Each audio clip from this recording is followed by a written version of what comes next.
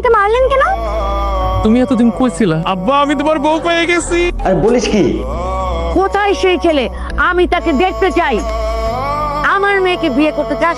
তোকে জুতা দিয়ে পিটিয়ে লম্বা বানিয়ে ফেলবো। দেখতে গন্ডারের মতো একটা ছেলে কত বড় সাহস আমার মেয়েকে দেখে বিয়ে করবে। আমি কেন দেখতে গন্ডারের মতো হবো? আমি একজন মানুষ, আমার নাম আব্দুল্লাহ।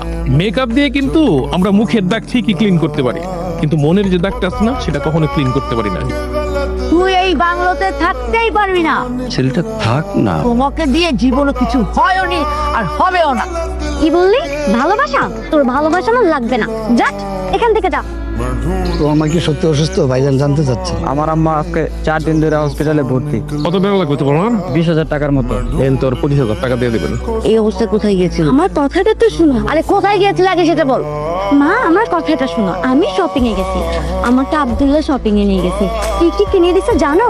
আমার খাট ভর্তি, একদম সব ভরে গেছে। তুমি গিয়ে দেখো, আমার খাট ভর্তি শপিং।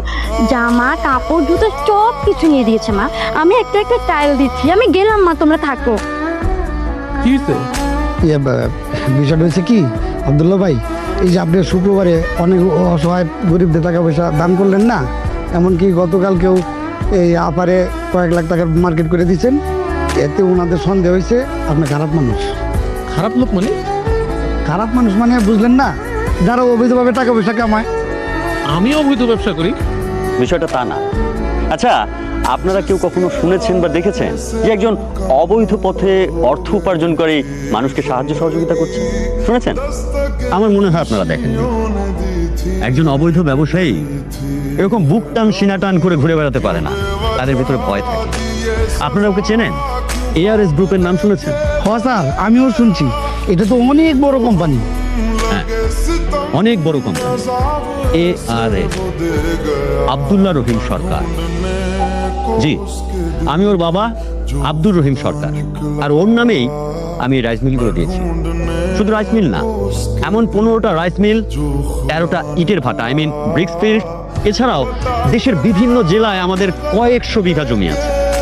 আর আমি সবকিছুই আমার ছেলের নামে করেছি। আমার ছেলে 6 বছর বয়সে ওর মাকে হারায়, কিন্তু আমি ওর দিকে তাকিয়ে দ্বিতীয় বিয়ে করিনি, কারণ আমার ভয় ছিল হয়তো অন্য কোনো মেয়ে এসে আমার ছেলেটাকে তার মায়ের মতো আদর করবে না।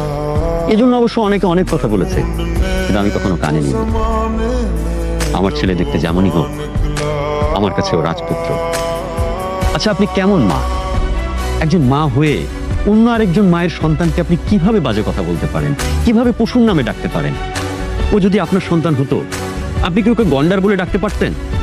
হ্যাঁ বাবা, আমাদের ভুল হয়ে গেছে, কিছু মনে করো না।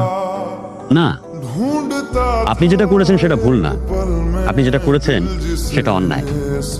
মানুষ মাত্রই ভুল করে, কিন্তু ভুল হলে সেটাকে মাফ করা যায়, আর অন্যায়কে মাফ করা যায় না।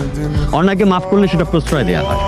আমার ছেলেকে আমি শিখিয়েছি, যদি কেউ অনিচ্ছাকৃত ভুল করে সেটা মাফ করে দিতে, কিন্তু কেউ যদি অন্যায় করে সেটার জন্য উচিত শিক্ষা দিতে। কিন্তু আমার সন্তান সেটা দেয়নি। কেন দেয়নি? কারণ ও আলিশাকে পছন্দ করে। ও এখানে এসেছিল একটা অটো রাইস মিলের জন্য জায়গা দেখতে, কিন্তু এসে আপনাদেরকে পেয়ে যায়, আলিশাকে পেয়ে যায়। আলিশাকে প্রথম দেখেই ও পছন্দ করে ফেলে। আমাকে হোয়াটসঅ্যাপে ছবি দেয়, বলে যে বাবা, একে আমার খুব পছন্দ হয়েছে, যে কারণে ও আপনাদেরকে ওর পরিচয় দেয়নি। আলিশা,